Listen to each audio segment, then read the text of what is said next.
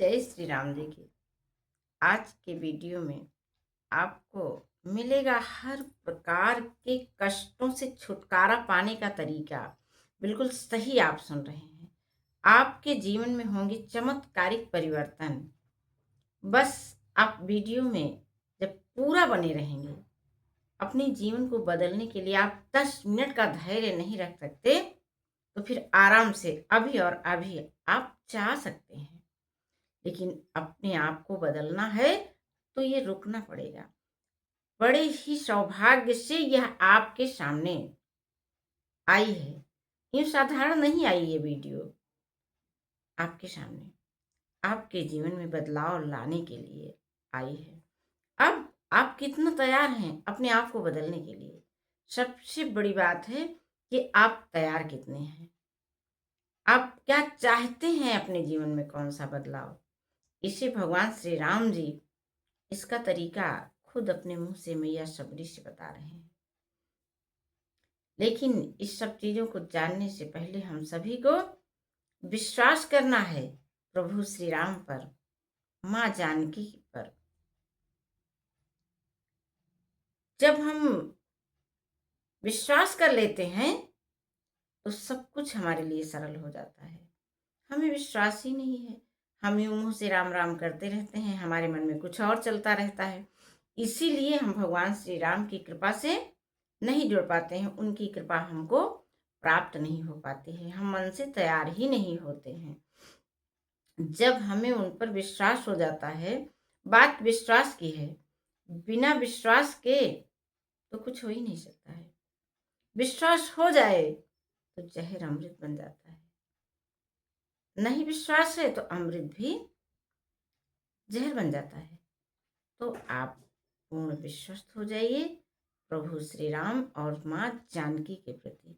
चलिए आप अपने आप को बदलने के लिए तैयार हो जाइए। हम लोग लंबी गहरी सांसें लेते हुए माँ सबरी के आश्रम चलते हैं, जहाँ पर प्रभु श्री राम और लक्ष्मण उपस्थित हैं। और देखिए वहां पर वे कैसे माँ सबरी के जूठे बेर खा रहे हैं और प्रेम से भर करके खा रहे हैं, बारंबार बखान। प्रभु खाए बारंबार बखान, जो है कंद मूल फल सुरस अति, दिए राम कहूँ आन, प्रेम सहित प्रभु खाए बारंबार बखान। बताइए, भिलनी सबर जाति, इसे सब अछूत मानते हैं। भगवान श्री राम जी उनके जूठे बैर खा रहे हैं और हम आप हैं कि दुनिया भर के प्रपंच में पड़े रहते हैं। जात पात छुआछूत ऊंच नीच की भावना से हमारा अंतःकरण भरा है, जो भरना चाहिए उसके लिए जगह ही नहीं है। तो आइए हम सब आंखें बंद करते हैं, लंबी गहरी सांसें लेते हैं और चलते हैं माँ सबरी के आश्रम में। वहां पर भगवान श्री राम जी माँ सबरी को नवधा भक्ति का ज्ञान दे रहे हैं। 2 भक्ति के बारे में इसके पहले चर्चा की जा चुकी है। आज हम लोग सुनेंगे तीसरी भक्ति के बारे में। आज थोड़ा सा फिर बता रहे हैं। पहली भक्ति के बारे में उन्होंने कहा है, प्रथम भगति संतन कर संगा, दूसर रति मम कथा प्रसंगा। पहली भक्ति को उन्होंने बताया कि संतों का संग। अब संतों का संग कहीं ढूंढने नहीं जाना है, हमें स्वयं संत बन जाना है। संत ऐसे होते हैं जो सबके हित की चिंता करते हैं, वही संत होते हैं।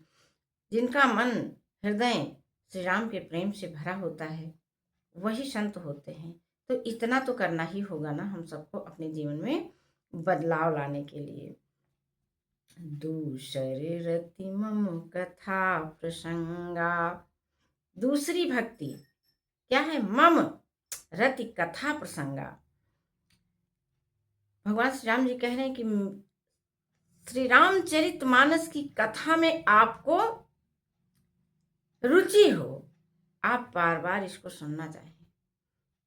हम इस कथा को जब सुनते हैं तो हमारे अंदर सुनते सुनते हमारा अंतःकरण निर्मल होने लगता है कि हमारे प्रभु श्री राम इस तरह से जिनका हम नाम लेते हैं, जिनकी हम पूजा करते हैं, और हम लोग आपस में कैसे रहते हैं, प्रभु श्री राम आपस में कैसे रहते थे। हमें श्री राम की पूजा नहीं, श्री राम के गुण अपनाने हैं। गुण अपनाने से हमारे जीवन में बदलाव आएगा। तो जब हम कथा सुनते हैं, भगवान श्री राम का नाम लेते हैं, तब हमारे अंदर श्री राम जी के गुण स्वतः प्रविष्ट होने लगते हैं और हम भी वैसे ही बनने लगते हैं। तो इसलिए दूसरी भक्ति को श्री राम जी ने बताया कि दूसर रतिमम कथा प्रसंगा। अब आज सुनना है आपको तीसरी भक्ति के बारे में। तीसरी भक्ति गुरु पद पंकज सेवा तीसर भगति अमान। ध्यान दीजिएगा, कह रहे हैं तीसरी भक्ति अभिमान रहित होकर के गुरु के चरण कमलों की सेवा। बस तीसरी भक्ति पर बात करेंगे, एक दोहे का अगला चरण नहीं बोलेंगे, उसमें चौथी भक्ति का वर्णन है। चौथी भक्ति हम कल बताएंगे। आज बस तीसरी भक्ति के बारे में आप सभी सुनिए, और आपकी सुनने की इच्छा हो तो आप कमेंट में इच्छा तो बताइए, तब इस पर और अधिक प्रयास किया जाए, मेहनत की जाए। आप अपने आप में बदलाव लाने के लिए तैयार तो हों। तीसरी भक्ति है अभिमान रहित होकर के गुरु के चरण कमलों की सेवा। हाँ बिल्कुल, हमारे मन में किसी प्रकार का अभिमान न रहे, अपने गुरु के चरणों की सेवा करनी है। अब देखिए, यहाँ पर हम लोग संशय में पड़ जाते हैं कि गुरु को हम कहाँ पाएंगे। अरे माता पिता गुरु ये सब एक ही श्रेणी में आते हैं।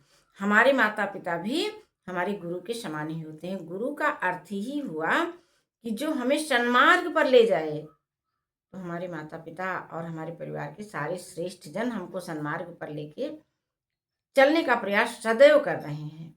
हम ही हैं कि अपने जन्म जन्मांतर के संस्कारों के कारण सबको तिरस्कृत किए रहते हैं, किसी का कहना नहीं मानते हैं, अपने हृदय को अभिमान से भर करके रखते हैं। तो फिर कहाँ हमको भगवान श्री राम की कृपा प्राप्त हो। भगवान श्री राम की कृपा को प्राप्त करने के लिए ये तीसरी भक्ति यानी गुरु की सेवा, यानी अपने परिवार के सभी बड़ों के साथ प्रेम पूर्वक बर्ताव करना, अभिमान रहित होकर के उनकी सेवा करना। जो भी हमसे बन पड़े, अपने कार्य सब कर लेने के बाद इतनी भी सेवा उनकी कर देते हैं तो वो बीज बन करके एक बहुत बड़ा वृक्ष बन जाएगी हमारे लिए, विशाल वट वृक्ष के समान, जो हमारे जन्म जन्मांतर के पापों को नष्ट करके और हमारे पुण्य के खाते को इतना भर देगी कि कभी हमारे मन में या हमारे द्वारा कभी किसी प्रकार का पाप हो ही नहीं सकता है। और फिर यहीं से शुरुआत होती है हमारे जीवन के बदलाव की। ऐसा आप करके तो एक बार देखिए, अपने हृदय को निर्मल करिए, सबके प्रति अपने मन में प्रेम भावना भरिए, अपने पूरे परिवार के प्रति। परिवार आपका क्या करता है इससे नहीं मतलब है। अरे बोलना आसान है, सच बात है, बोलना आसान है। मैं भी ये बात बता रही हूँ, निरंतर आत्म परीक्षण में लगी रहती हूँ, लेकिन जब मौका आता है ना, तो ये जन्म जन्मांतर के संस्कार हमको पकड़ करके संचालित करने लगते हैं। तो वही हमारे संस्कार हमारे ड्राइवर बन जाते हैं, हमको चलाने लगते हैं। वही उनसे छुटकारा पाने के लिए श्री राम की भक्ति पाने के लिए अपने बड़ों की सेवा करनी है। और यही सेवा हम सबको पूरी तरह से जीवन को हमारे रूपांतरित कर देगी, बदल देगी। तो आप सभी श्री राम से जुड़ने के लिए इतना तो करना ही होगा। अपने जीवन में सब सुखों की प्राप्ति के लिए यहाँ तक आप आए हैं, आपको अच्छा लगा हो तो आप इस वीडियो को लाइक शेयर कमेंट कर लीजिए, सब्सक्राइब कर लीजिए। फिर मिलेंगे चौथी भक्ति को लेकर के। जय श्री राम जी की।